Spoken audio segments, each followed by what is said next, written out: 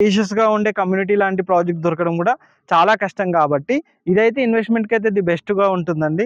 మీకు location highlights పరంగా చూసుకున్నట్టయితే ఉప్పల్ నుంచి అయితే ఈ ప్రాజెక్ట్ 10 కిలోమీటర్స్ ఉంటుంది. గట్కేసర్ మెయిన్ రోడ్ గానీ ఇవన్నీ కూడా కనెక్టివిటీ ఉంటుంది. అంతేకాకుండా చెల్లపల్లి టర్మినల్ కూడా చాలా దగ్గరగా ఉంటుంది. ఇన్ఫోసిస్, పోచారం, ఐటీ పార్క్స్ వీటన్నింటికి కూడా చాలా దగ్గరగా ఉంటుంది. టీసీఎస్ కూడా ఈ ప్రాజెక్ట్‌కి వచ్చేసి చాలా నియర్ బై ఉంటుంది. ఎటు కనెక్టివిటీ పరంగా చూసుకున్నా గానీ ది బెస్ట్ ప్రాజెక్ట్ అండి ఇన్వెస్ట్‌మెంట్ ప్రకారంగా. మనకు ఫ్యూచర్‌లో యాదాద్రి వరకు కూడా మెట్రో ప్లానింగ్ ఉంది కాబట్టి దాంతో కూడా ఇక్కడ మంచి రేట్స్ అనేది కూడా వస్తాయి. మంచి పెట్టుబడికి కూడా చాలా బాగుంటుంది. హైదరాబాద్లో ఇప్పుడు ఈస్ట్ వైపు అయితే సర్కార్ కూడా మంచి ప్లానింగ్స్ అయితే చేస్తుంది కాబట్టి ది బెస్ట్గా ఉంటుంది. యాదాద్రి తోటి ఆల్మోస్ట్ అయితే ఏరియా అయితే చాలా డెవలప్మెంట్ అయితే జరిగింది. ఇప్పుడు ఉప్పల్ వరకు ఉన్న సిటీ కాస్త గట్కేసర్ వరకు కూడా వ్యాపించింది.